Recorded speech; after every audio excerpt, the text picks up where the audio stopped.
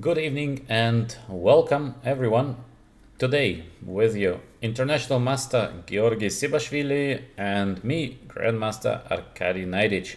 Today we will do an educational stream on the topic attacking games. So we're gonna discover many interesting attacking ideas. Eventually, a couple of these ideas are well known. Maybe still we're gonna learn something new together. Georgi, how are you doing tonight? Hello everyone. Excited to check out some attacking games actually and cover it because it's quite interesting to have a look at it. A lot of fireworks on the board as well. And hopefully, even though it was very interesting yesterday, people might think that this is more dynamic and exciting topic compared to what we were covering it yesterday because a lot of people were a lot so active and we expect people to tune in this stream. So, you think attack is more exciting than defense? Yes, this might be true. Okay, Georgi, first, tell me, what do you think? How to become a strong attacking player? So, how to get to a level where you might say, I am a very dangerous in case I get a chance to attack the opponent's king. Number one, improve the calculation process by a lot. So trying to manage the chaotic, hectic positions, dynamical ones. And there are many features actually that you can train on, online options, books, etc. This is number one. Number two, by looking at world champions or elite chess players, model games to see how they were doing it. So you can try to study, set it up on the board, give it a try yourself how to play and so on. And I do believe that to be one of the best attacker, you need to work on defense as well. If you don't develop that skills, I don't believe that you'll be able to navigate through and you might just misjudge your sacrifice when you think that everything is falling down, but all of a sudden your opponent comes up with some defense as well. So I think these three main things should be the key to become better player in the attack. What do you think, Arkady? Okay, interesting points. I think to become a great attacker, you must be optimistic. So, in case you see everywhere defense, it's difficult to become a great attacker because basically you don't see a sense in sacrificing something. You believe that every sacrifice is gonna be covered. There is no way to break through. So you must be optimistic. Sometimes it's better to be a little bit over optimistic than to be over pessimistic. So you must have this kind of attitude that you say, yes, I am trying to be on the spot. I'm trying to see the situation the way it is, but still I'm much more direction being an optimist. So it's gonna work. This is number one, I think. Number two is you cannot be afraid of losing the game. This is extremely important. So many players are very, very careful. So they are scared to lose a game. In case we make a sample, we play 10 games. In case you are attacking on a regular basis, for sure you're gonna lose some games. But as well, you're gonna win a lot of games. So you must be a little bit crazy in a good sense. So you should be not afraid of a loss. I think it is very important. And then, of course, a good calculation helps a lot. To know attacking ideas definitely is helping. But I think as an attacking player, you just push. So you go forward, you attack. You never know how it's going to end. Sometimes it's so difficult to predict how actually your attack is going to end. Is there something? And we have a lot of players who sacrificed different pawns, pieces, without actually being able to calculate till the very end. So you must be a little bit crazy in a good sense. So just to push on the opponent's king and let's see what happens next. So I think these are quite important points in case you want to be good in the attack. All right, Georgi, so let's start maybe with our first game. And in the first game, we have Gatakamsky. Well, Gatakamsky, I don't think he needs an introduction. Super well-known player. And we have Seiravan with the black pieces as well. Seiravan is very well known, so as well here a big introduction is not needed. Let's go straight to the moves. We have the move e4 been played, and we have the Caro-Kann. So currently in the Caro-Kann we see a lot of players do play the move e5, but the main line some years ago been knight c3, and still knight c3 is one of the key continuations. Bishop f5, so the very main line. We will not focus so much on the theory. We will focus much more on the attacking idea. So till here all is theory. h5, bishop h7, bishop d3 as well. This is the main line of the series, so for the moment all is pretty normal. Long castle, so when we see usually castle in opposite sides, so white, let's say, makes a long castle, black probably is going to castle short side. It means usually there is going to be some action on the board, yeah, or let's say there's going to be much more action than if both players are castling to the same side. So short castle, usually less action than long castle, short castle. Georgi, you see it the same way, or now you're so impressed by the idea of this h3 g4 that we saw during the World Cup that you think even with a short castle it does not really matter? You got it right, actually. Exactly the same thinking process I had it. At that tournament, no one cared. h3, g4, 1, 2, 3 attack in any case. But it's a really good setup to check it out. But whenever I see this kind of situations, I try to bring the popcorn actually in here and just look at it, what's going to come up next. As you already know, I like the actions when it is not in my games. Okay. So all the dramas and everything. Okay, so let's continue then. Bishop e7, very solid setup for black. Black is finishing the development. Usually in the structures, the main move of black is to play c5 in the right moment. Knight e4, so the knight on g3 is doing very badly. White has to do something with the knight, so here we go. Knight to e4, black takes, white takes, knight f6, queen d3. All is still theory. There's at the moment nothing new. And we have the short castle done. So this is the first moment. We have a normal position. At least at the moment, it doesn't feel like a lot of action is going on. Both sides are pretty safe. Or Georgi, how does it feel for you? Well, I wouldn't like to play this with the black pieces. The only shot is if I manage to somehow trade off the queens with some queen d5, queen e4 typical ideas. Otherwise, it looks quite risky to play. I would have played c5 long back in these situations, though. Okay, but actually... It's quite tough to play. I don't know, Georgi, because this position is actually counted to be more or less equal. Maybe it's tough to play for black, but I don't know, because I think next move is the move c5. So the things are at the moment pretty normal. It's not like something exceptional is going on. Of course, the endgame usually is completely equal. Now we have the pawn as well on h5, which is under attack. So an endgame, not so nice for white, because white rook has to stand on h1. Obviously, white will not go so easily in an endgame. So we have here the move king b1 been played first. A prophylactical choice. King is usually well placed on b1. It is quite similar with Sicilian. So before doing something, first we need to position our pieces to good squares. King b1. Here we go with the move c5. c5 is a risky decision. Currently, we see much more moves like queen to d5 usually. So the idea is queen e4 to change the queens. Queen on d5 is quite well placed. But as well, the move c5. Can this be a mistake? Because it's also very, very logical continuation. So black starts some action in the center, and it looks like black should be doing fine here, because what to do for white? And here comes our first attacking idea. So after the move c5, we have to think, all right, can we do something in the center? Obviously, I think we can't, no, Georgi? There is no way to do something in the center, or do you see something that white eventually could do?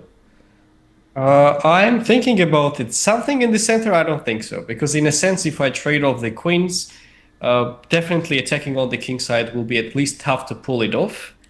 So I'm not so optimistic for white's chances fighting in the center. Probably we need to shift towards the flank as soon as possible Yes, yes, before things definitely. get opened up in the center. Especially that we know our topic today, attacking ideas. So obviously there are going to be some action on the king side, but just from the logical approach, we cannot do much in the center. So or we say it's an equal position, or we try something. And here we go. G4. This is a typical idea that we see, I think, in very many different kind of positions where white is sacrificing a pawn on g4 in hope to get some pressure on the g file against the black king on g8. So g4 is not something special. This is quite typical. G4, important idea to be remembered. Sometimes we do have this kind of pawn sacrifice. And with black, you need to make a decision now. So with black, do we take the pawn on g4, or do we let white to play the move g5? Because to let white to play g5 is looking, in my opinion, very, very dangerous. Georgi, what do you think? Should black let white push the move g5? I don't think so. That's like signing the score sheet already at this point, in my opinion, in You advance. think so So easy? probably something like knight g4, maybe hold on with the f5 or similar ideas if it's possible. I'll Okay. try to look for that approach. Otherwise, it looks quite risky to me to play this position. Because here's the thing. If things go wrong for white, they can easily stabilize it probably because the queens are not getting traded anytime soon, and white has so easy attacking resources there. So yeah, I'm not sure exactly, but allowing g5 looks way worse to me rather than capturing on g4. Okay, so you would probably take on g4, correct? From Yes, indeed. Yeah. Okay. So indeed, I think I would do the same because c takes d4, for example, g5. So black has to take on g5. And here we can choose between bishop takes on g5 and knight g5. Both personally is to me, both moves are looking nice. Maybe even bishop takes g5 is a bit better, but as well knight g5 is looking perfectly fine. So after bishop takes g5, there is h6. Eventually there is just rook d to g1, and then we have this huge pressure against the black king on g8. Not easy position to play with black. Direct attack against the king on g8 for only being a pawn down for white. And of course this pawn in the worst case can be always captured back. So this is indeed very, very dangerous. So we have g4, knight take g4 being played in the game by Sedavan. Of course, very, very logical. So knight take g4. Now the second question is how to proceed with white next. So we sacrificed the g pawn. We have to do something. So we have to try to get some compensation. In case we play instantly rook to g1, there might be the move f5. And then how to get rid of the knight from g4. So not an easy task. So here is a first big question. What can we do that we combine the idea rook g1 and maybe we combine the idea to avoid this f5 defense? Not an easy task, to be honest. Here comes maybe the most important move of the game because it's just such a nice move. Georgi, what do you think about the next move of white? Yeah, well, luckily I had the pleasure to see this game before, so I was quite impressed to see this idea. But then the more I thought about it, it's like I thought that black could defend the pawn on e6 and they could carry on from there. But no, just Kamsky simply sacrifices the pawn and like nothing happened, just continues the game. Just quite impressive and very good attacking resource as well. I think that's the difference between elite chess players and amateur chess players or even advanced chess players to see this kind of moves after sacrificing it. So this is quite impressive approach, what white did in this position indeed. Yes, it is not easy to play like that. That's why we are learning from the best players of the world, so we get a little better each time by ourselves. So here it comes, queen e2. Very beautiful move. So queen e2 has couple of ideas It is first. Of course, now we threat to play rook to g1. So there is no more f5 because of queen takes e6. The second idea, we have this pressure on the d file, which as well maybe in the future is going to be very useful. So we have the rook d1 versus the queen on d8. So somewhere we might play d takes c5, and then the rook on d1 is perfectly placed. The question for black would be now how black can defend against the move rook g1, which is coming next. So maybe rook hg1, maybe rook dg1, probably rook hg1 because we have played this queen e2. So we have dc idea. How to defend against rook dg1? Or we try to make the move f5 work, but how to defend the pawn on e6? Very difficult task, yeah, very, very difficult task.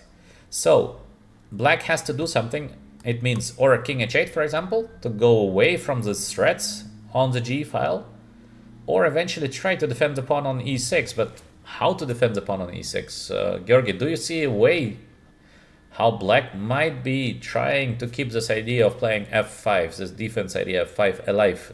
You have maybe something? The move what I was thinking about actually is either queen going on b6 in order to play f5, because I'm not a big believer that the knight goes back on f6 and everything is fine, or queen going on c8 and then going for f5. I don't necessarily want to put it on d7 because I'm worried about some d takes c5 ideas and the d file getting opened up as well. Yeah. So something along these lines, but it already looks bad because even after rook g1, f5, and knight e5 ideas, black white will still be able to just crush through probably along this some knight e5 options as well in some current situations.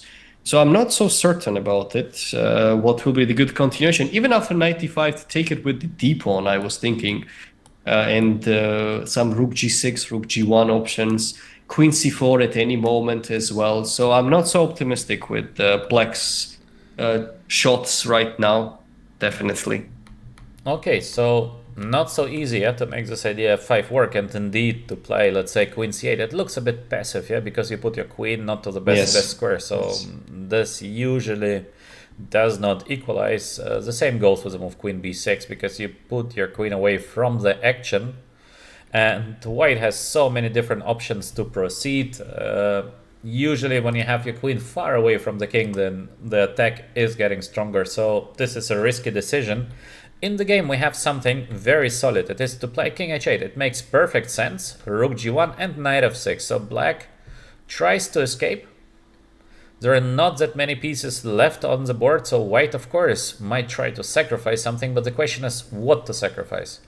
And we have this defense idea to play knight h7, just to cover the king on h8. We should not forget that black is a full pawn up, so position is actually not that simple. And what we have to think next, in case we are white, can we do some direct damage to the black king? So what kind of ideas we might have here? We might have an idea of, let's say, sacrificing rook g7. Something like that. Can it work? We have to be very precise in the calculation because we are sacrificing a rook. If things go bad, it will be very, very bad because simply we're gonna lose the game if we sacrifice a rook and we have nothing. So let's say king g7, rook g1 check. We bring the next piece into the attack, king h8. The next move of black might be knight h7. Basically doesn't matter what white does, except for something like bishop h6. Now rook g8. Is it enough for white to play on? I don't think so, Georg, It looks just lost. No, definitely not. Yes, because I really want to have on h6 my queen maybe there, but it doesn't look like it's possible to do that. So rook sacrifice is too much. I was thinking if any bishop h6 idea was there a little bit earlier too. Yes, we're gonna check on that. So let's say something like that, yes. Yes, we're gonna check on that, but here again with a knight on h7, even having the queen on h6, there is simple rook g8. So still the same defense for black, knight h7, rook g8. And it's very, very difficult to break through. So here it is not possible, and black is winning because rook up is a rook up. Okay, so rook g7, it does not work. Let's think about bishop takes h6. So we sacrifice a bishop. Black takes, obviously. Now we do the idea of Georgi. we try to get the queen to h6, knight h7 for example, queen takes h6, and once again we have the move rook g8.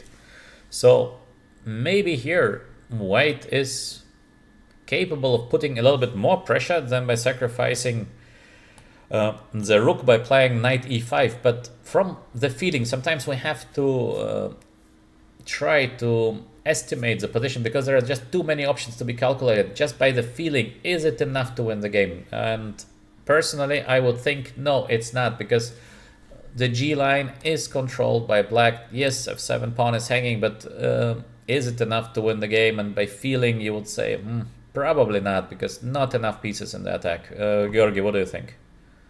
Yes, especially after looking at Queen f8 right now, I'm not so big fan of it. Especially Queen straight will not be so By the way, there is no comfortable threat. for me. There is still no threat. This would be No funny problem. to take a queen and I'll then hang knight around. takes f7. Yeah. I'll just hang around with that. Actually, some bishop g5 maybe or something like that. Already, I need to play next. So yeah, well, Probably too early. Yeah? So too early to sacrifice yes. the bishop. This kind of calculation can be done pretty quick, because you think, all right, to give a rook, I must have something direct. If you have the feeling there is nothing direct, then you think better not to sacrifice. So we wait for a better moment. The same you do with a bishop sacrifice. Bishop is just too much to give, except you see something straight. We calculate this, bishop h6, we don't see something straight. We say, well, let's wait for the better moment. And Kamsky takes an excellent decision. He takes first on c5. So why is it so good to take on c5? First of all, we win the pawn. Secondary, we open the d file. So this can be useful. Bishop takes h6 is a direct threat. Black has to play something now. So what should black do here? And of course, please write your thoughts in the comments. There are no bad thoughts. We're happy to hear your thoughts, and good evening to everyone. So d takes c5. Queen is under attack. Black plays the very normal queen c7. So here we have to do once again the same calculation. Does rook g7 work? I can tell you in advance it's not the best. So the same calculation, not to lose time. White cannot win with a rook takes g7. Bishop takes h6. Is it possible to take bishop takes h6? Again, you do the same calculation and there is no win after bishop takes h6. How long does it take you to be sure in rook g7 and bishop h6? It depends on your tactical skills, but I think, again, if you don't see something direct, to sacrifice a rook or to sacrifice bishop is just too much. So the moment you discover that with a sacrifice you don't win immediately, what do you do next? We try to bring more pieces in the attack. So, Georgi, the next move of white is a very strong move, but I think it is a very logical move. What do you think? And in the game, we see the move knight e5. So, Georgi, knight e5, is it logical or is it not so logical to play knight to e5? What do you say? I would be happy to play that. First of all, of course, I will be calculating this rook g7, bishop h6 ideas along the lines of some sacrifices if it works. But clearly after playing knight e5, and I'll be able to double up the rooks maybe along the g file too. And when the time is right, take on h6. And the best part of having the knight on e5, what I like the most is that if some pressure will be happening, let's say bishop h6, f takes, queen e3, whatever, the rook is stuck on f8 because the f7 pawn is hanging as well badly. So this knight does a tremendous job on e5 square. Besides, white got this position with a cheap price without any sacrifices and can bring the pieces even more and more into the attack. So excellent option, no doubt, knight e5. So yes, definitely will be on my radar during the calculation, 100%. And we should not forget what Kasparov said about the attack. So I like to repeat this sentence because it makes just so much sense. We should always calculate the defenders and the attackers. So in case, for example, we are piece down but we have two more attackers, still we have a chance to give a mate. So we bring an extra piece in the attack. So calculate the defenders, calculate the attackers, the pieces that attack. So you'll get the feeling if there should be something or actually it's just an empty air. Knight e5 is making a lot of sense, and black is making now a decisive mistake. It is to take on c5. So this move is losing, and actually this move looks, from logical point of view, just the wrong direction. So We have a lot of attackers now with white. Knight e5, rook g1, bishop h6. So many sacrifices are possible, and black is moving away the defender. If we would look at this position objectively speaking, so by the feeling, white should be doing well. But objectively speaking, in case black would play here rook d8, so black is bringing a defender because now we have this pressure on the d file.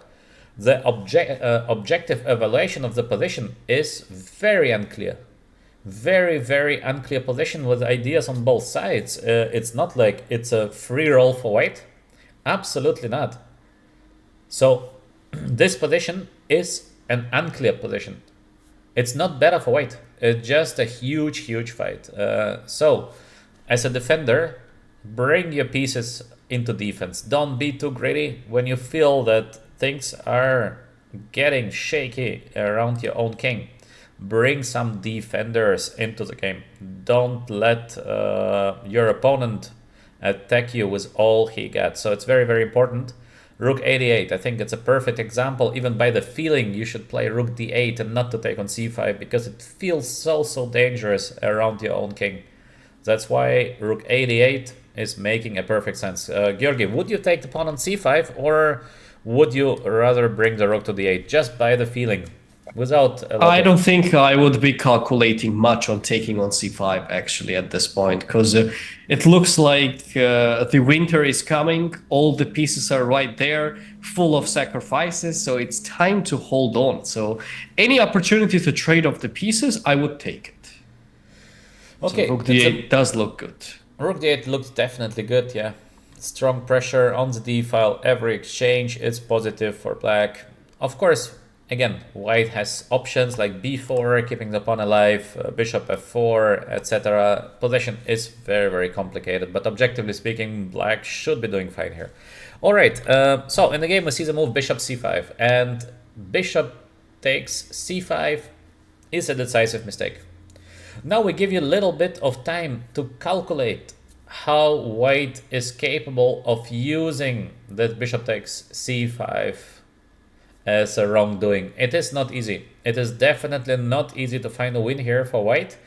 In case you see the win, please write it in the chat. We'll be happy to hear from you. Otherwise, try to calculate by yourself. Is there some possibility of rook takes g7? Maybe there is a chance for bishop takes h6. Definitely, it should be something direction rook g7 or bishop takes h6. So take your time, calculate a little bit.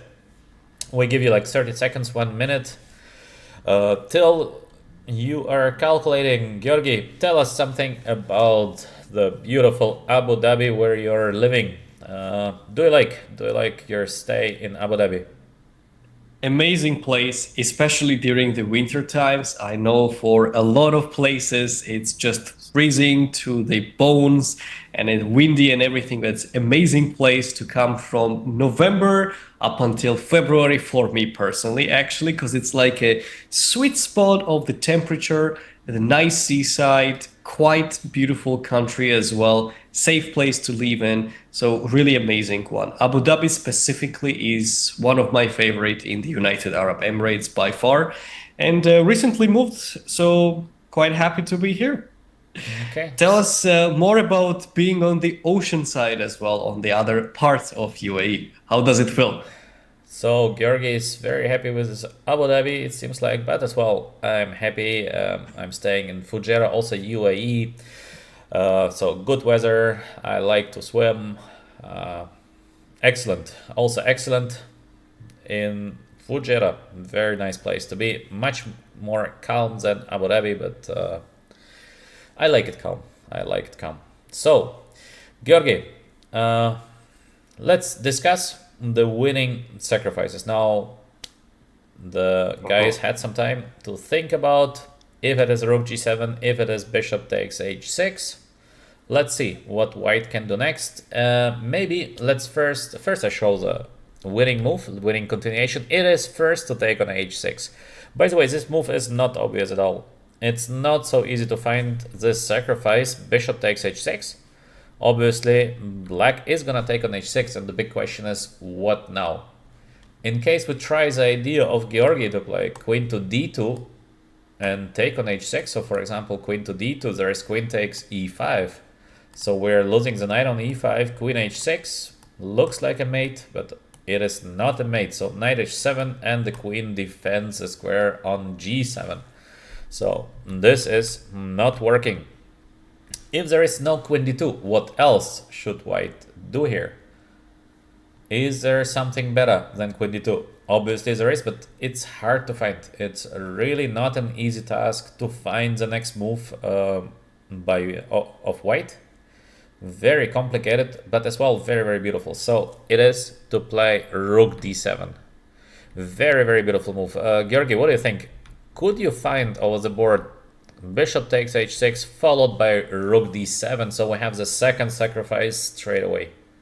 I might have looked at rook d7, but whatever comes up to grab the h6 pawn, I don't think so. Unless I kind of knew it as it's a puzzle and it's a time to find something, probably it will be a big hint for me that something must be happening. Otherwise, queen d2, I would be calculating queen e5 and realize that knight goes on h7 and damn it, I made a mistake somewhere before.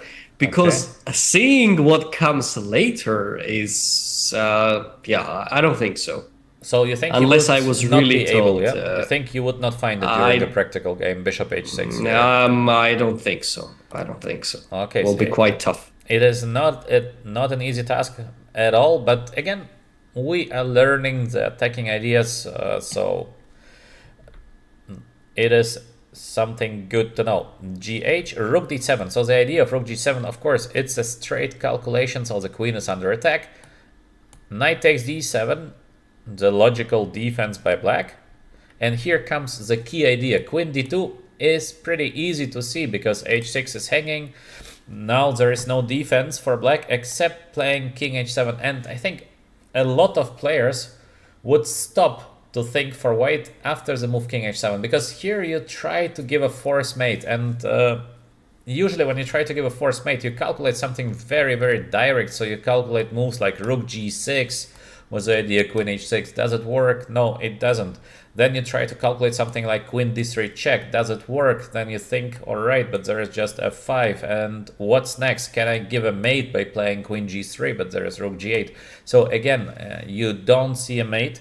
And usually when you don't see a mate, you resign on your calculation because you just don't see what to play next. It looks like black is safe. And here comes the key move of the bishop takes h6 sacrifice. It is to go back with a knight g4. Amazing move. So difficult to find. When we look at this move now, it looks easy, yeah? Because knight g4, obviously there is no defense against queen takes h6 and then knight f6 mate because we have the rook on g1. But to find it over the board is so hard because usually when we attack, we want to move forward. We are not thinking that we can move something backward. And here we have this move knight g4, so it's a backward move. Very difficult to find. So a beautiful attacking idea by Kamsky. Georgi, how do you see this move knight g4? No, that actually I think knight moves going backwards are one of the hardest to see, definitely in chess, especially after you're just down the full house. Like you gave up the bishop, you gave up the rook, and now you're looking at this kind of option. No, this is absolutely different level though. And it's unbelievable that black is definitely lost on spot. Yes. There's no chance to survive at this point. No defense at all. So we can make a little sample here. So for example, black would play like any random move, let's say queen d6. So we take on h6, king g8, and we have this double check. Knight f6, the rook on g1 is giving a check, knight on f6 giving a check. That's it. So the game is done. But beautiful mate, yeah, by the way. Very beautiful mate here. Knight f6. Definitely. So beautiful combination started by Kamsky. Let's take a look at it one more time. Bishop h6, first sacrifice. Rook d7, the second sacrifice. And queen d7 played in the game. In case of knight takes d7, this queen d2. We try to grab the pawn on h6. King h7, the only defense. And here we go, knight g4. So beautiful. h6 cannot be protected. The game is done. So very, very nice idea. In the game, we have the move queen d7 been played. White takes place. Queen d2, double attack. By the way, a lot of grandmasters, they believe that chess is a game of double attack. All you need to do is a double attack. So here we have knight d7 is under attack, pawn h6 is under attack. So the game is basically done. There is not much to play with. Knight cannot be defended because of mate. In case of king h7, white can, for example, just take the knight. In the game we saw the move before, maybe before is even better, but it doesn't matter. It doesn't matter. This is good enough to win the game. So it just plays no role for us any longer, because what we wanted to show you with this game is this beautiful attacking idea, this bishop h6, rook d7. So nicely done by Kamsky. I think very impressive attack. Very, very nice. Okay, Georgi, you want to add something to this sample, or we are going to the next? No, I'm just curious, like what difficulty level, how long he spent basically to calculate these variations throughout, because checking it, I'm sure bishop h6, rook g7 was back in his mind quite consistently, and then seeing that knight g4 comes back and he attacks the pawn on h6 is just incredible though. So, well, nice, amazing player, no doubt. Yeah, amazing player, nice. Kamsky. But Georgi, to be honest, I think for top players like Kamsky, and we speak about the time when he was really good. So as we can see on his elo to 741, it does not take too much time to find something like that. It requires you eventually 5-10 minutes, and then you get it. The top players are very, very strong in this straight direct calculation. They're very, very fast, and Kamsky usually has been a positional player. If we take some tactical player, like for example Mamedyarov, it might take him 30 seconds. Because he's so good in this direct attacks and so fast. So for average good player who is not a tactician, like 100% tactician, it would take maybe 5 minutes to find, maybe faster. And for somebody like Mamedyarov, who is very, very top and very, very tactical player, maybe 30 seconds, 1 minute. So very, very fast. Okay, very impressive. Let's go for the second game, because we have a lot of nice samples to watch. The next game is between Nguyen and Hare Krishna. This is the Vietnamese Nguyen, so this is not the Nguyen that plays for the Czech Republic, and Hare Krishna, one of the top grandmasters from India.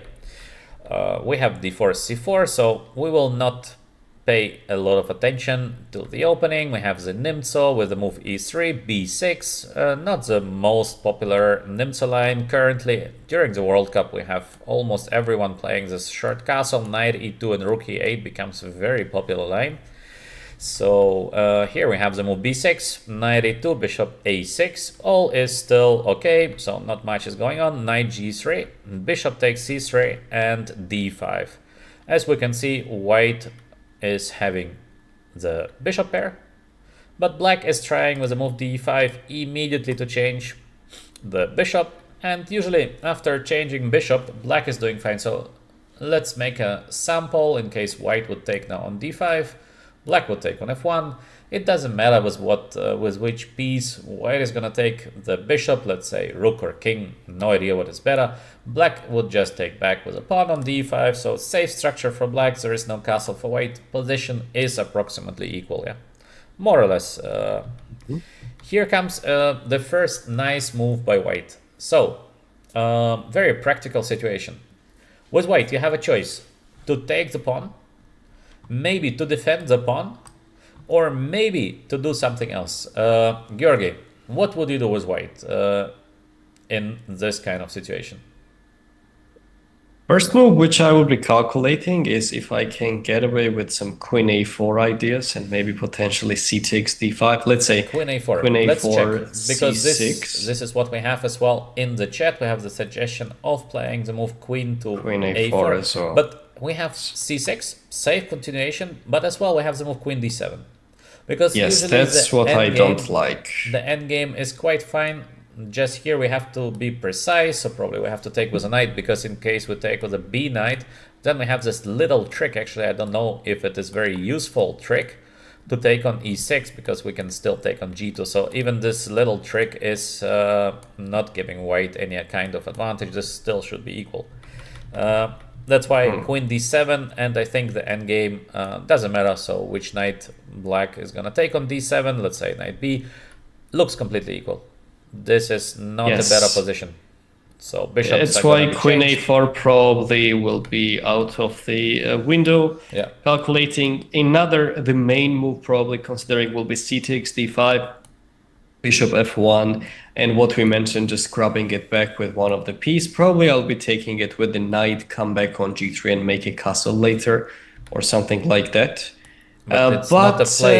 It's not a play for advantage, Georgi. Yes, that's the problem, actually. And another one, which I will be considering, is what if I give it up, the pawn? Yes, exactly, and go for bishop a3 and ask black how are they planning to make a castle. Besides, giving up a pawn on c4 is not that big deal in this kind of structures. It's quite common for first move d4, so I would probably go for it, especially two bishops. Looks quite pleasant to play for white after that. I think not an easy decision to take to play bishop a3. It is the right choice to play bishop a3, but this is not an obvious decision, in my opinion. Because, yes, we stop black from castling short side, but on the other hand, there might be idea of c5 to block the bishop somewhere. So it's a brave decision. I think this is the way we should call it, and it's nice. So in case you're attacking player, definitely bishop a3 is the first what comes to your mind to stop black from castling short side, in hope to castle short side yourself and then try to push like e4, e5 against the black king. This is what attacking player would do, bishop on a3. Actually, there is one beautiful game that I would like to show. It is queen f3, short castle e4. This is a game of Fischer, if I'm not mistaken. Black took, knight took, take, and here comes a brilliant move by black. So Fischer, Robert James Fischer was black. It is to play queen d7, very powerful move. The rook on a8 cannot be taken because of the knight c6, the white queen is trapped. There is nothing else than to give up the queen, and now the pawn c4 is going to fall after the move knight a5, so I think that position of black should be clearly better. Georgi, how would you evaluate this kind of position, queen versus the rooks? Well, the fact that I don't have any direct targets, the files are not opened up, I think the rooks will be terrible in this situation. Besides, after knight a5, bishop c4, bishops will get traded and the knight ends up on c4. No, I wouldn't take white's chances there to fight for something. So black blue is much better in my opinion. I think the same. So this move bishop a3 is very, very strong. Now black took on c4, quite logical, take. And here white has to take the next difficult decision. Should we try to win the pawn back by playing queen a4 check and then grabbing the pawn on c4? Should we do maybe something like short castle, so we sacrifice the pawn? Or should we do something else? And actually the move in the game is very, very nice. Georgi, what would you do with white? I would be considering taking the pawn right away, actually, if possible. So and continue a4? From there. Okay. Yes, that would be definitely my first thought, because I'm like, okay, I'm going to take the pawn back, plus the diagonal is still opened up. So there is a fire line, black still can't make a castle, and that move would come across in my mind on early stages. But then what? Let's say if knight d7, queen c4, I would be looking at the options, maybe potentially some c5, rook c8 ideas. Might be, but probably not, because after d takes c5, rook c8, black might be okay. I'm not sure. Like, that would be my thinking process in general. I think Georgi, in this position, black is quite surely okay, because yes, they're doing well. This is a typical structure, and DC usually never works. Even I can take on c5, still gonna be pretty close to equal, but we have some simple option of, for example, queen c7, I think. c7, yes. Yeah, so c6, yes, I have this that's why e5, and that's it.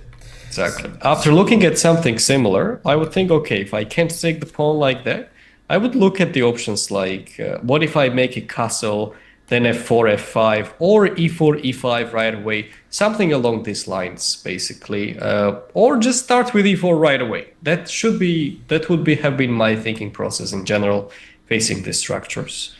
Okay, so this is what we spoke about in the very early stage, that to be a good attacker, you have to be optimistic. And yes, you can play the move queen a4 like Georgi suggests. It's okay. Position is going to be pretty equal. Solid play. A real attacker is not thinking like that. A real attacker is thinking, how can I use a bad position of the black king on e8 and how can I use it the fastest way? So I start pushing. In the game we have the move e4. So very nice move e4. What is the threat after e4? What white wants to do actually after the move e4? The threat is simple. We want to play e5 next and to get eventually the queen on g4. Of course, it would be nice to castle, definitely. So one of the next moves white should castle. There is no attack without a castle. But the move e4 shows immediately like your bad intention. You want to crush your opponent. And for an attacker, it's important to have this kind of little bit evil intentions that your opponent is getting this feeling that you are going for his king.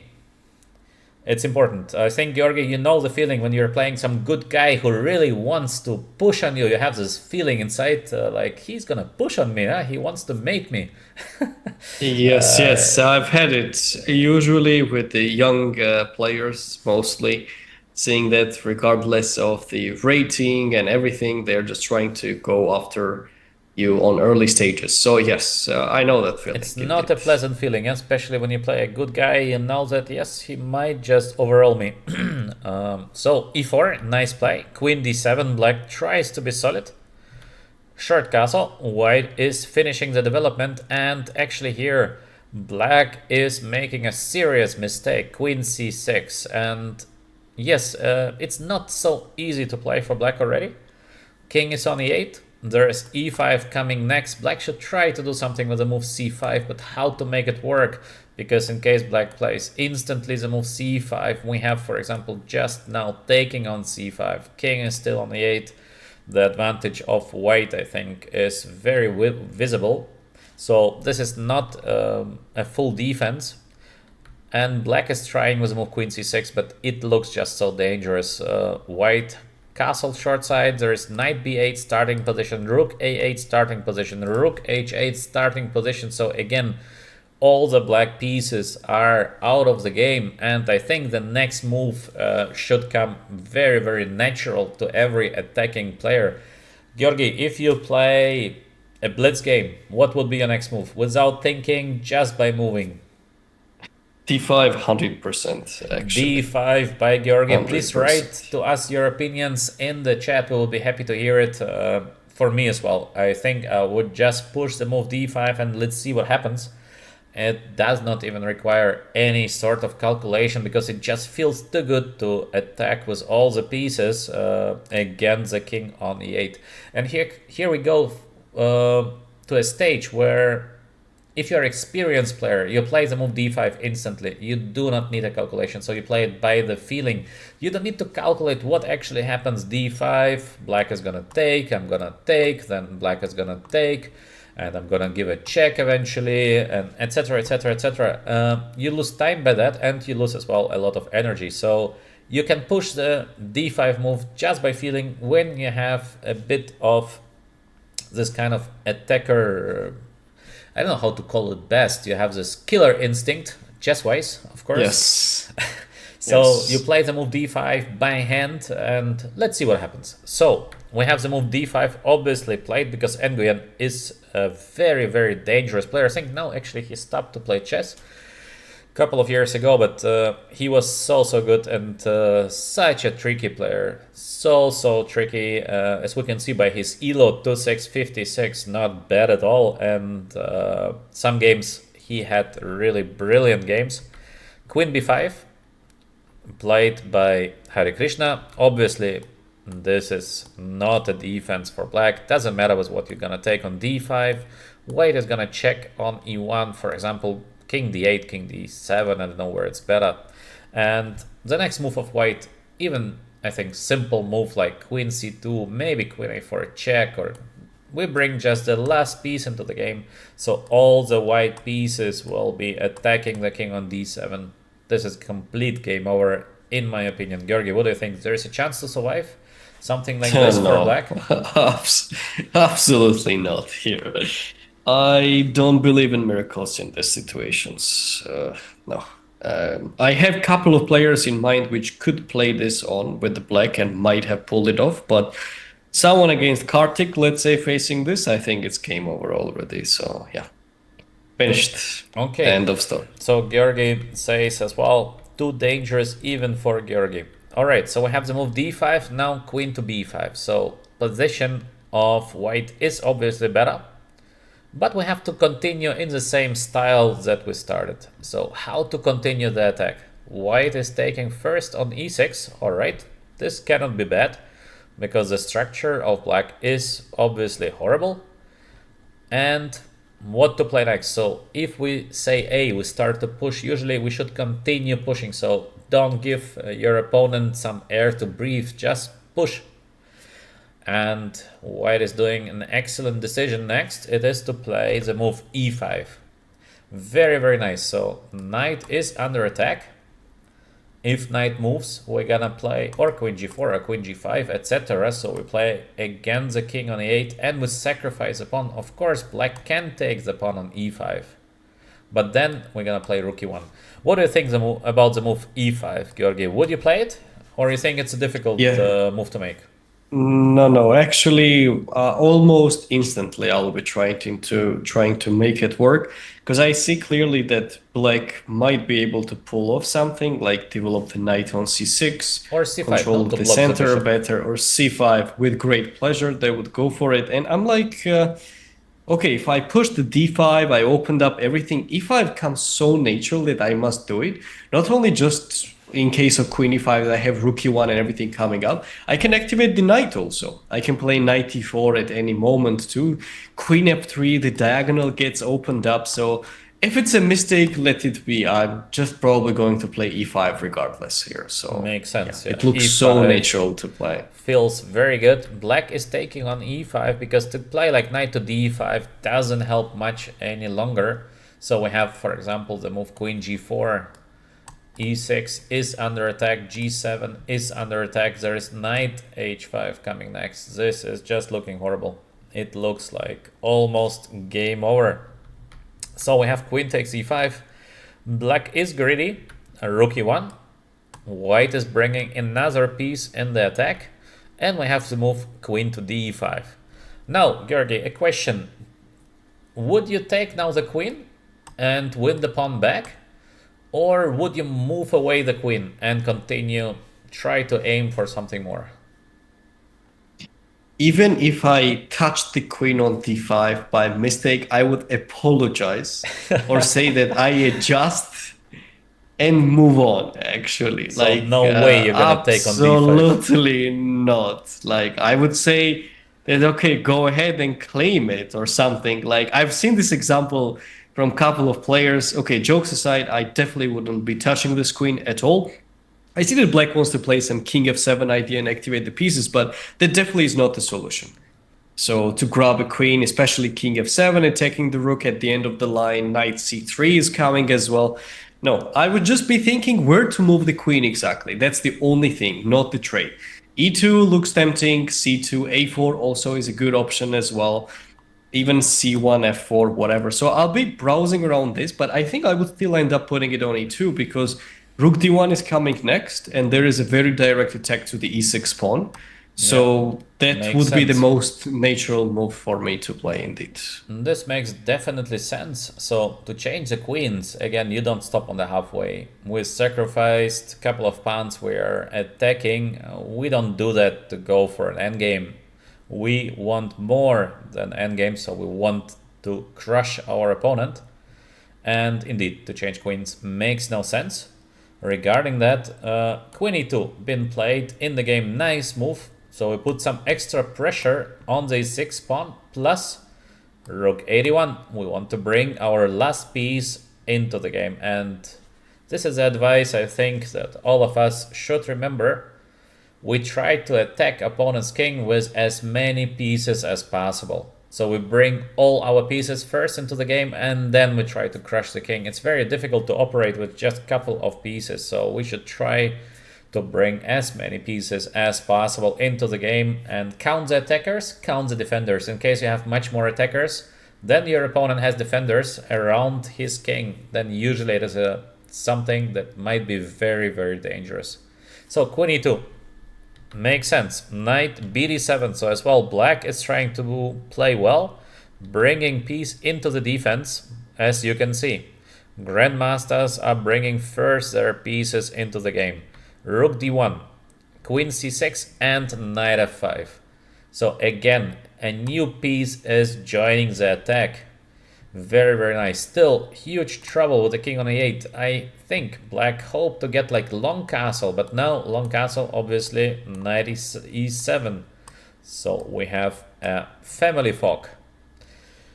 Queen is getting last. No way to castle long side. So what to do after the move knight f5? There is knight takes g7, e6 is hanging so many threats. Black decides to play the move e5, and here comes the key move of the game. It is amazing. It is an absolutely amazing move by white, and I think very few players would actually make it because you have different kind of opportunities. Georgi, you know already the next move of white. What do you think? Could you make it over the board? Yes. Or you think? Actually, right after World Cup, yes. Before that, no. Before that, no. So it's very trendy, actually. This game I haven't seen before. I'm just checking it out right now. So that's quite an impressive way to play. But very impressive. No, but Nguyen, Nguyen, I don't know how to read his name exactly correct, but he was very strong in attacking.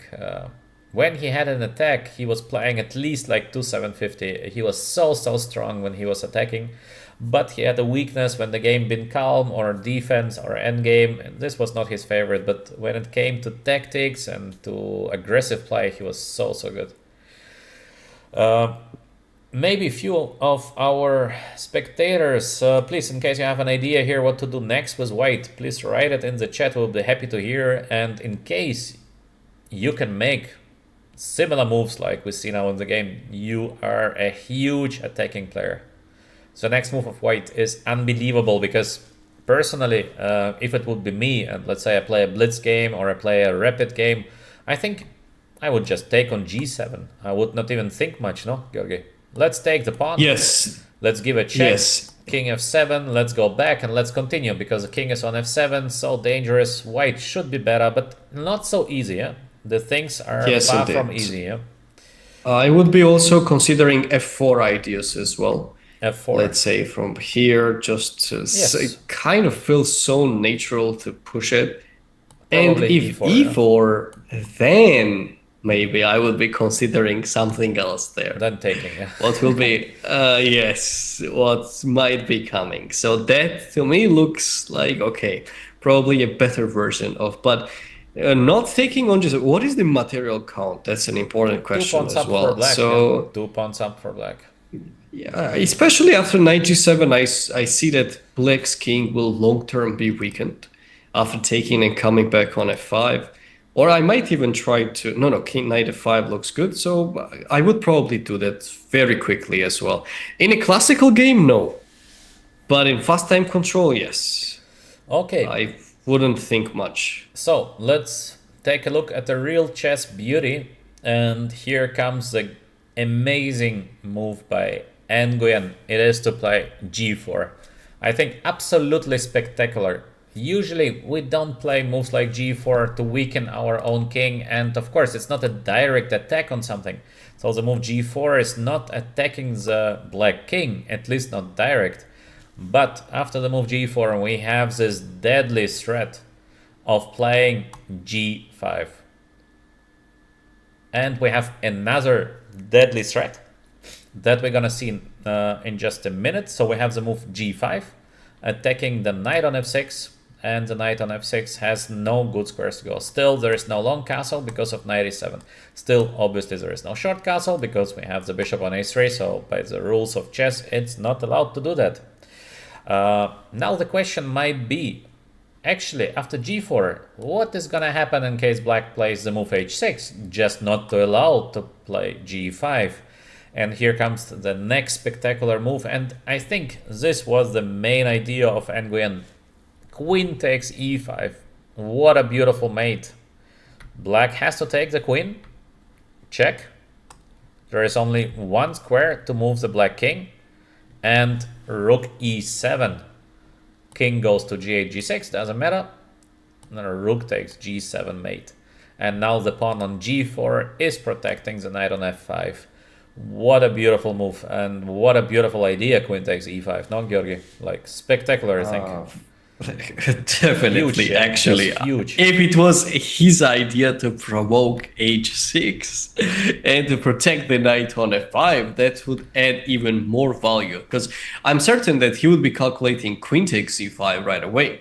Actually, No, but for sure it he makes did. sense to look at it as well. I'm 100% sure he did. Yes. Just- So, like, takes, and he noticed that the king is escaping Yes. on knight g6 is- and the knight knight is on hanging. f5 hanging. So he was like, he made a prophylactical move with g4. That's what is insane about it.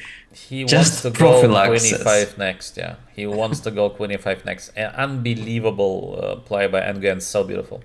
So beautiful to get this idea to play g4 because it's so strange, yeah, but this is what we do today. We check a lot of different attacking ideas and we hope to learn from the game. So personally, I like to always to watch chess games and try to learn from the others to get some new information. I think it's just so important. And with the move g4, yeah, maybe one day it happens in our own games. So very nice. g4, king f7, black tries to escape, but g5 coming, knight f6 is hanging, and in case the knight goes away somewhere, I actually don't know where to go away. No, Georgi, there is like nowhere to go, but I don't feel like there is anything. Yeah, Knight d5. Okay, well, queen f3 queen is h5, knight working. f6, queen f3, yes. Queen So f3 now we should be put good enough. pressure on the knight, and as well the next move could be this knight d6, double check to the black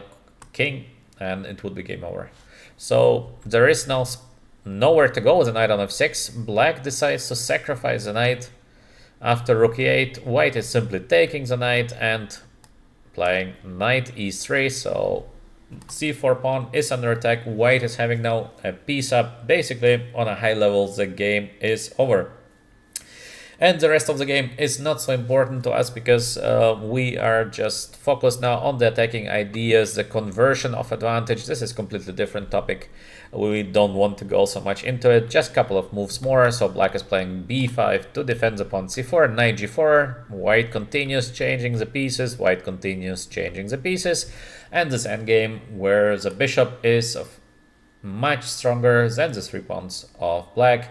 On a high level, this endgame is not that difficult to win for white. Of course, there are some chances, there is some play, but you don't need to be a superstar to win this position with white. So, beautiful attacking game by Nguyen was a spectacular idea of playing g4 and before d5, sacrificing a pawn, e5, sacrificing a pawn, bringing all the pieces in the center, and then this spectacular g4 move. So huge, absolutely huge play by Nguyen. Georgi, we go for the next game or some words? Absolutely, let's do that because like queen e5 idea, this g4 prophylactical shot, I think it just already comes very naturally because he has activated all the major pieces.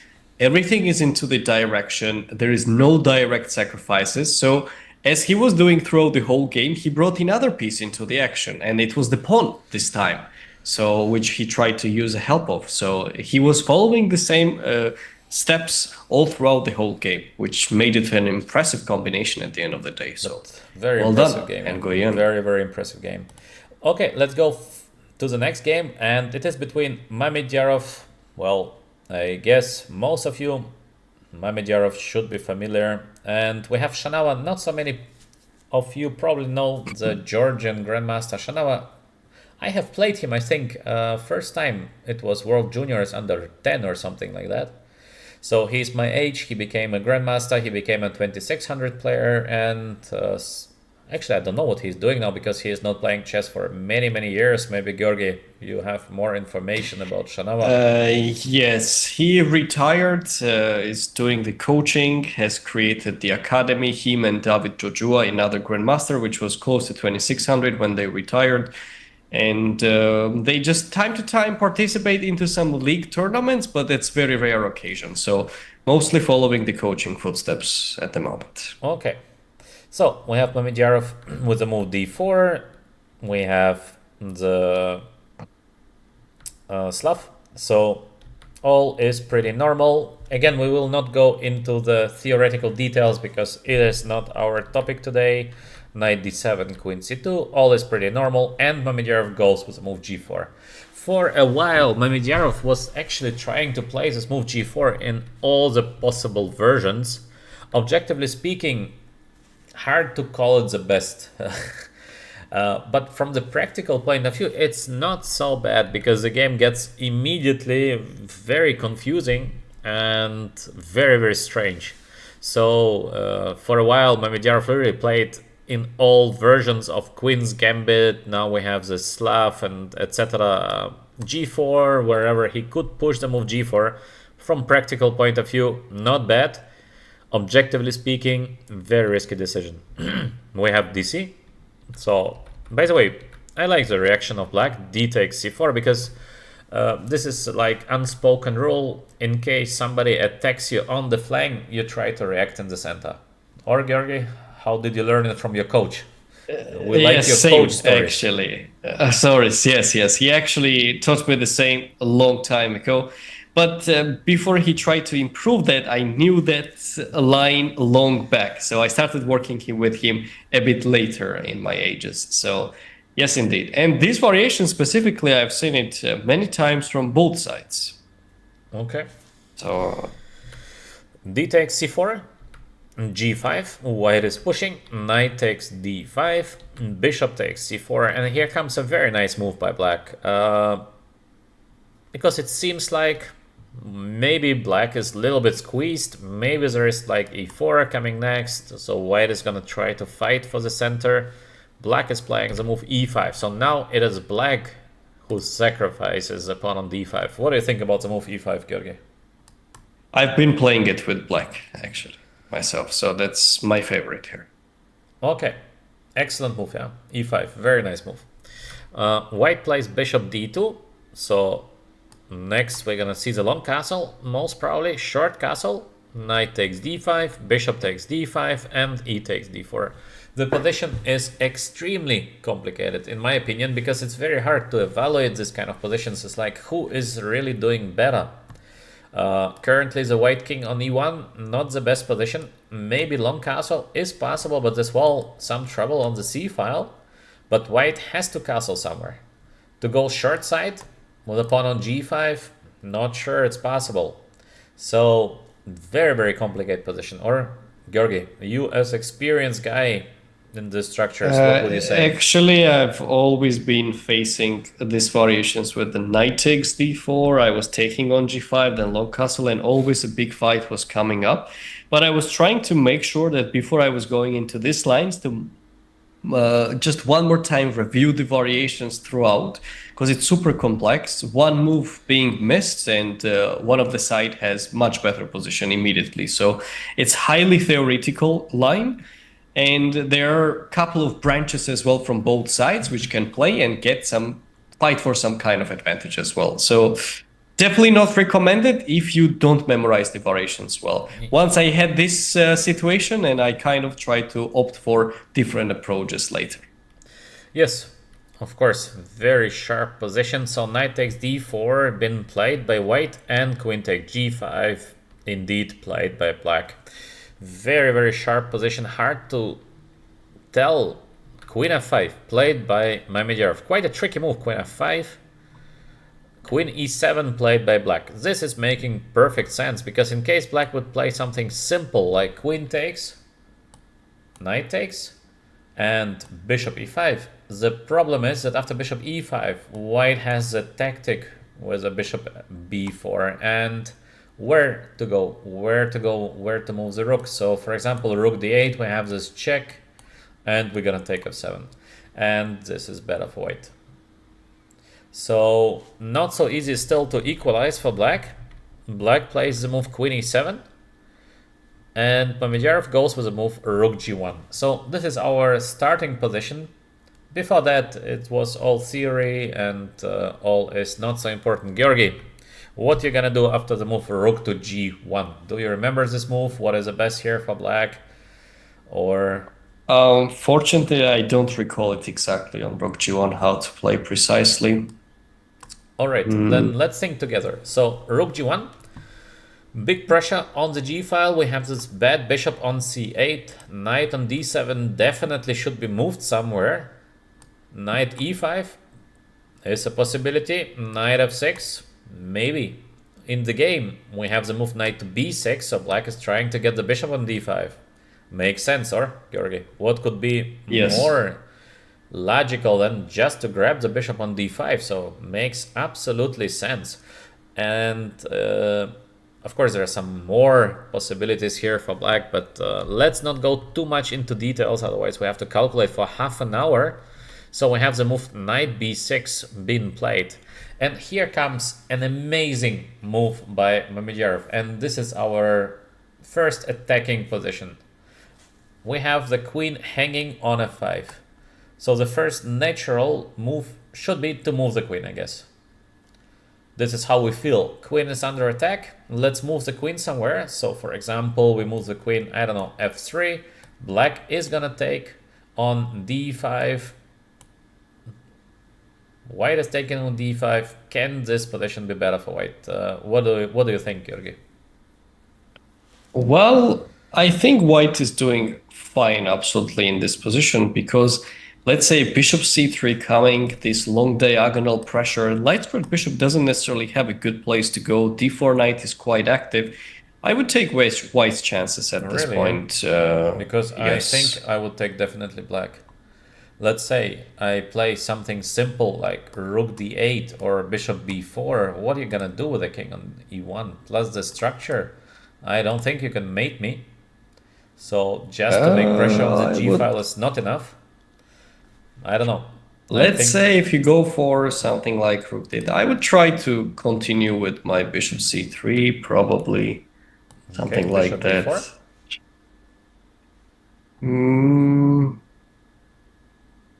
Doesn't look like a mate. I don't know. Maybe you have like rook g7 or something. I might take it actually. King takes, wait, knight f5. This is too complex, but yes, it might work because you take the queen and you defend. And defend it, yes. Okay, this was a little lucky. Actually, it's still good chances for a draw, but okay.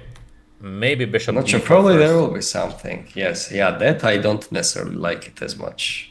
Because I was hoping for this bishop to get it. Now what? I think I need to long castle at this point and continue from there. Yeah, but how can you be better here, Georgi? No, not anymore. After seeing that, no, not anymore. This cannot be better for white. So I think there is no advantage here. And this would be our natural reaction, yeah, just to move the queen. And that's it. Now, we know that Mamedyarov is a very, very good attacking player, so he's always searching for some chances, and this is the same what we should do in case we know the ideas. So we know the spots where to search from, we know the ideas, then we might be able to find moves that we see next. Next amazing play by white, and it is that move bishop c3. Fantastic. So white is sacrificing the queen. White is giving a full queen. Georgi, would you consider playing bishop c3, or let's say? Briefly, maybe yes. And then you say better not, yeah? Okay. I said all right. I think I would say that you're too old for that, or something like that, and move on. Maybe yeah, because actually it's so beautiful that bishop takes f5, knight takes f5, and let's say black would take the knight on d5. That we have this knight h6 and bishop takes g7. Yeah, very nice mate. Very, very nice. That's a beautiful one indeed. Yes, yes. So, cool idea. Bishop c3. Black answered with a move queen e5. This is a mistake. It's not the best. But the position, of course, is very, very complicated. So, for example, bishop takes f5, knight takes f5. Here, we have to search for a defense for black. And maybe there is a defense, but again, it's a difficult defense. Probably there is a defense by playing queen e5, but how to find it? Imagine you have to give your queen back, and you do it in a very ugly way, yeah, because there's just a bishop on c3. Except queen to e5, it seems like there is nothing better for black. Too many threats on the g7 pawn, yeah. Unbelievable that the best defense is actually to give the queen back. And here we have this kind of endgame, knight takes f7, which still leads most probably to a win for black. Knight has to be taken, bishop b2, simple rook d1. It looks like a winning endgame. Seems like actually quite an easily winning endgame. So, very, very nice move, bishop c3. We have queen e5, which is not the best. But by the way, here bishop e5 saves the game. This would be the best. And an amazing line. The best move for white is now to take and to play knight e2. So again, white sacrifices the queen. So still the pressure on the g7 pawn. Now the best and for black black needs to take the bishop. Yes. Wow. Queen sacrifice after queen sacrifice. Take, and the position is just equal. So not bad, not bad. yes, all these crazy complications with a perfect play after bishop e5 would end up probably into a draw. In the game we have the move queen e5 been played, and here white has a winning continuation. Also a very nice move. Georgi, what would you do with white? By the feeling. Thinking actually right now, I think I need to either go for some sacrifices. Bishop f7, rook f7, I don't see anything. Rook g7 looks so tempting though. If king takes some kind of knight e6. And if queen takes? Ideas, but if the queen takes, knight f3, no, right? It's Your too much queen is already. hanging on f5. Yes, Hanging still, as so- well, yeah, nothing is happening. Okay, then queen e5, bishop e5. Okay, nothing. I'm not sure actually. I have no idea. Like what? Very difficult question there. I guess if I don't see anything, but I don't even know where to look for at the moment. So the next move of white, decisive, queen d3. Come on. So nice. No, knight d5. What do I even do actually? Yes. So this is what happened as well in the game. Knight takes d5 the next move, because queen takes d5. We have this rook takes g7, king takes g7, knight f5, beautiful check. In case king g8, knight h6, it's a mate out of nowhere. So king g6 has to be played, knight e7, double check once again. Take and the we queen, the yes. yeah. So beautiful. So beautiful. So knight d5 played in the game, and here we go, knight f3. Double attack on the queen and g7 pawn. What a move, Georgi. No, How I do you wouldn't like be that? making it. I How wouldn't do you be like the making move? it in the game. Queen Like the d3? sequence of bishop c3 start and now Yeah. queen d3. Knight f3. Were extremely impressive, actually. Bishop f5. Still the position remains tactical. And the next move of white, again a sacrifice. Queen takes d5. I think right after What a this game. game, Blake decided to retire, though. It's possible. I need to investigate when he stopped playing. I think your coach would advise you not to Actively. retire, Georgi. Your coach would say it's just not Immediately. your level, yeah? You see, he would say, "I told you." You know, he would say that long back. Yeah, I told you long back. Yeah. So let's continue. Oh, Queen takes d5. White is a full queen down. Rook takes f7. So we have a little check here. And in now, windmill even is windmill, yeah. impressive. So now black played the move bishop e5, but in case of king g8, rook g7, king h8, rook to g5. Now it's almost a mate, so bishop e5 is forced, and even knight takes e5 is the most simple way because we have this double check idea, what leads to a mate. So rook f6 is like only, and again knight d7 a sacrifice. Bishop takes f6 coming next. There is no escape for black. That's it. So very, very beautiful. Bishop e5 happened in the game. Now just simple bishop takes e5, king g8, check, check, and black resigned because there is it makes no big sense to fight after queen takes e5, knight e5, 2 pawns up. Yes. It is a game over. So what a game by Mamedov. So beautiful, no, Georgi? Huge. Yeah, well, what a I don't sequence. think I've ever seen this kind of beautiful queen sacrifice made, such a Yeah. dangerous ones. So first It queen definitely sacrifice. should go in my top 5 games for sure, actually, which I have seen the most beautiful sacrifices, no doubt. First queen Bishop sacrifice, c3. piece sacrifice, Queen d3, knight f3. Come on. and bam, Oh. we take the knight. So another queen sacrifice, and white wins the game. Yeah, The spectacular. only question I have, and I'm really, really afraid to ask that, hopefully it was not a home preparation No, and no, he Georgi, no. did it on the board. Okay, No, he that's did it perfect. for sure on the board. Because the game is from, I think, approximately 10 years ago, so it's not a home preparation. No, no. He did it over the game, so Mamedov, he was so talented in these complications and sacrifices. He had a lot of beautiful games.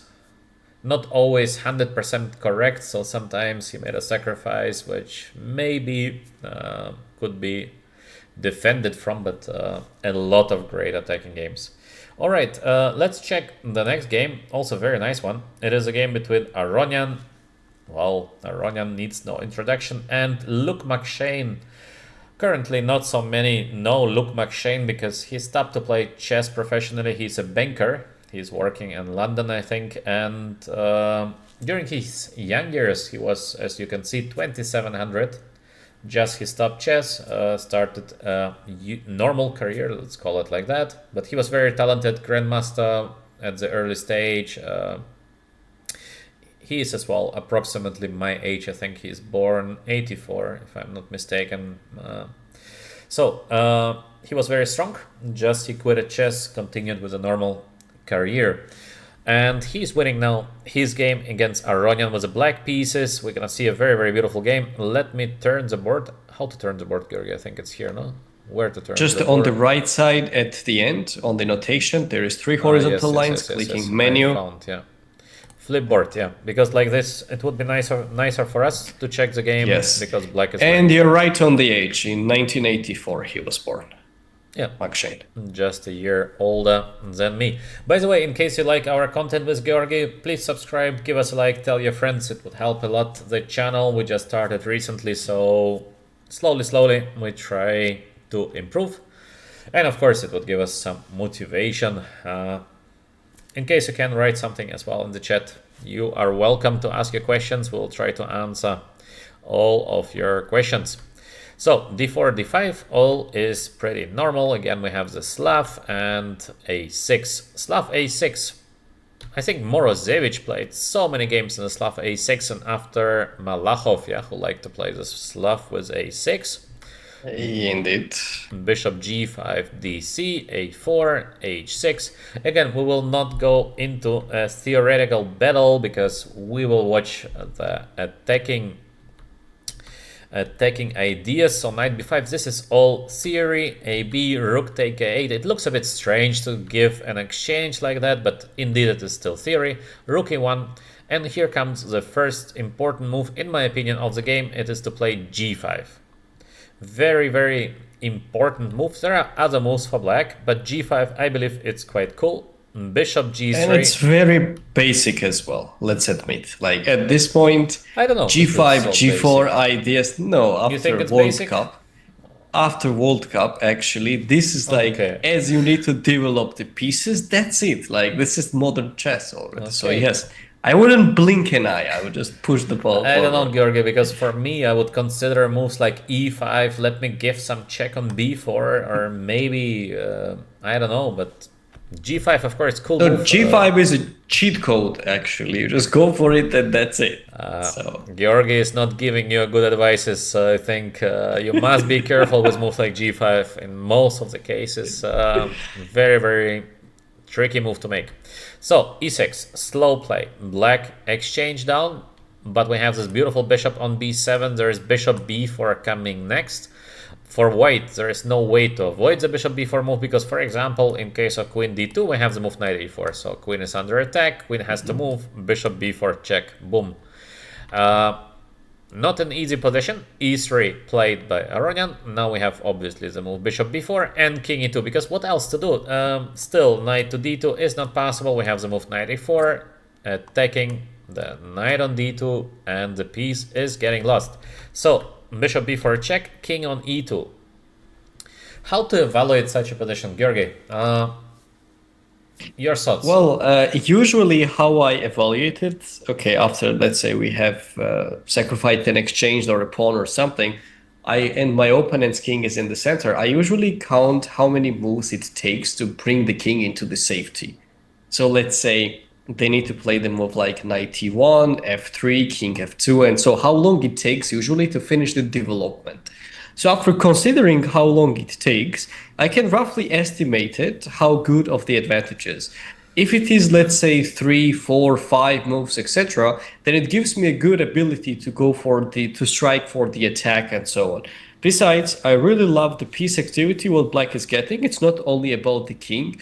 The bishop on f1 is bad, the pieces are not connected, and black has way more naturally flowing pieces.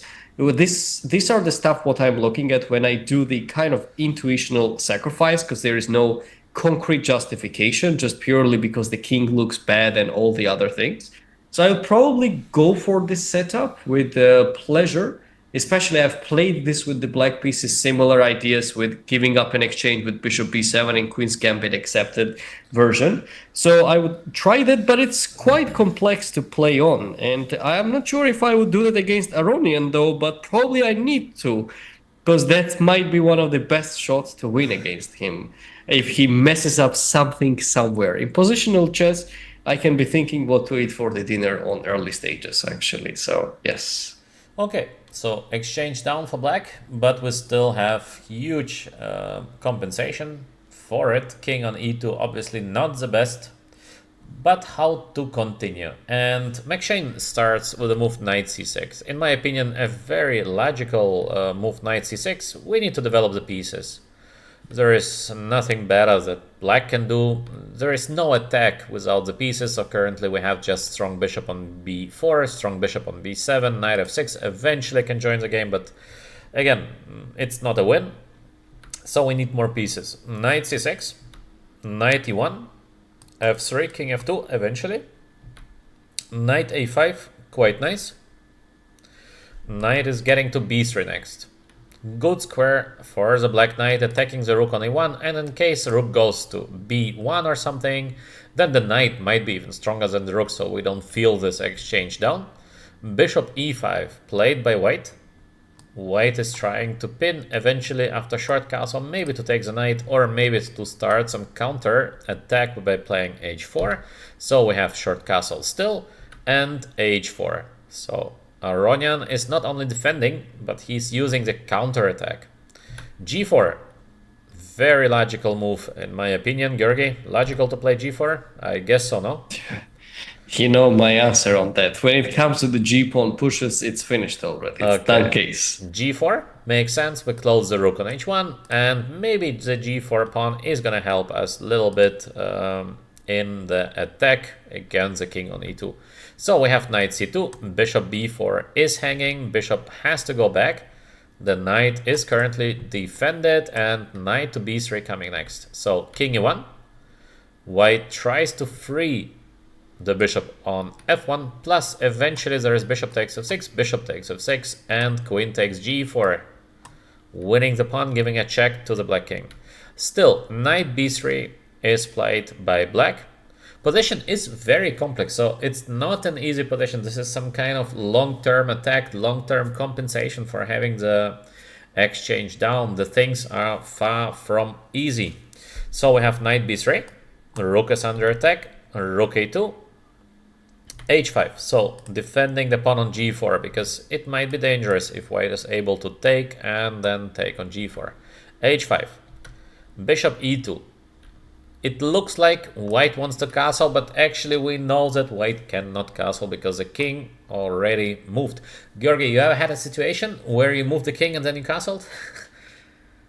Well, definitely had some positions, but in bullet chess most.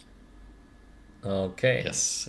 So I moved the king, then I moved the rook back and moved it back, and like I've had it, but usually it is when we're so low on time. The battle is finished in the middle game on the other flank, and I'm just making the pre-moves. But like that, over the board, no. Over the board, you never had. I try to avoid these hectic situations by all means, if possible. Okay, I see. Okay, so we have bishop d6, a very complicated move and a very strong move played by McShane, because we have this monster on e5, and it would be great to do something against the monster on e5. Bishop d6. Black is changing pieces. Usually black should not change pieces in case you want to attack, but right now this is a move that can be only played by a strong GM, because otherwise you would not play the move like bishop d6. A bit complex, so we let it go like that. Bishop d6 f3, knight to d5. As we can see, slowly the game is getting extremely complex. Take. And the next move of black is nice. We have the move queen to b6. Knight takes e3 is the threat. Still, position is very complicated in my opinion. Georgi, or you think that black but is doing it does better look already? I think at this point I already like the approach what black is having at the moment. Looks like more clearer plans. Clearly, white has failed to make a castle. Knight e3 coming. Doesn't look like white can stop it. So I think here I would be a bit more confident compared to the starting position, or whatever the black managed to achieve at this point. So I think black is doing fine at this point. Black is definitely pushing. So a very nice slow push attack by McShane. We have bishop f3 played by Aronian. He's trying to defend the position. Makes sense, bishop f3, so there is some pin, or maybe the knight on d5 might be taken. Knight takes e3. Actually, the best move probably would have been first to play rook to d8. So again, to bring the last piece into the game before some final action. So, yes. We have a question in the chat. Why not rook a3? Rook a3 to defend. But the knight is on the way. Yeah, Knight this is on is the way. not a defense, so black can still take the pawn on e3. Does not change nothing. So we have the move bishop e3, knight e3, a little bit too greedy. You mean rook h3 is probably the... h3. Rook h3, yeah. Rook h3 is making sense. The problem is with the move rook to d8. And after rook to d8, we have the situation where there are no queens, no queen moves. So where to go with the queen from d1? There is knight f4, or for example, knight to b4 coming next. And to put the queen to b1, I like to call it, you put your queen into the toilet. So this is usually not a great idea, yeah? So in chess, queen is just too strong, yeah? To go to the bathroom. That's why rook h3 makes sense to defend, but as well it does not fulfill the mission. So we have the move bishop f3. Knight takes e3, take. Like we said, maybe rook d8 would have been even better than taking on e3. So black took on e3, now queen e2. Queen c1, Both players repeated the moves, and black played for a win with the move bishop takes f3. G takes f3. Probably some time trouble. Otherwise, I think black would not repeat twice. gf is a must, because in case you take on c1, there is knight takes c1 and the rook on a2 is hanging, so this is not a solution for white. Check. Once again we have the repetition, and black plays on with the move queen f4. Georgi, you see how McShane is trying to crush Aronian with the black pieces, so he is not happy to give this perpetual check with the black pieces. He wants to go for a full point.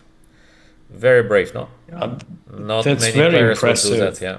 Not so many players. Just thinking about the fact that this b3 knight has been bullying the a2 rook for the whole game. Yeah, plus knight c1 Like, eventually, yeah. Knight to c1, d3. d3 is coming, and What a monster knight. And the worst part for white, what I'm looking at, is like there is no even g takes h5 rook g1. It's too slow. Yes. Like nothing is No happening threats, there. yeah. No threats. I might bring rook into Complete the game. domination. Wow, like Yeah. it's like it's really impressive. Slow attack by black, but very powerful attack. So queen takes f3, rook to f1, check. King f2 is a must, because in case of queen to e2, queen b1. Finally, we eat this useless rook on a2, but still better to take it. Another saying of Kasparov: a chess player has to be greedy. So in case you can win something, you don't get punished for it, usually go for it. Alright, so we have queen e4, king to f2, knight on d2. Knight is getting into the game, rook f1 is under attack, rook g1, queen to f3, and white resigned.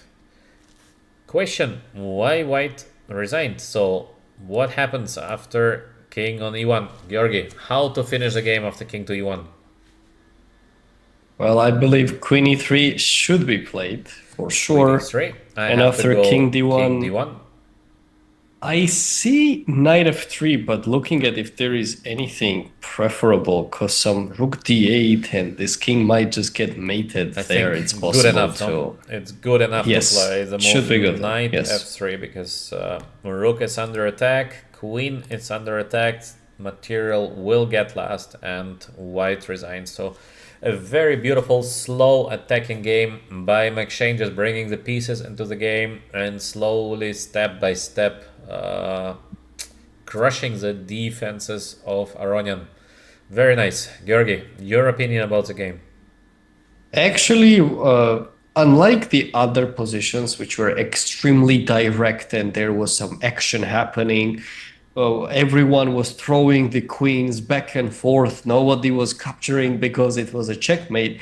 This one was like more of educational way, that how you can just follow it up, build up slowly the attack, not like look at some extremely concrete lines, playing for the initiative and so on. So I personally like this type of games more. I think it has more like a practical value, because I noticed that fireworks are happening quite rarely on the board.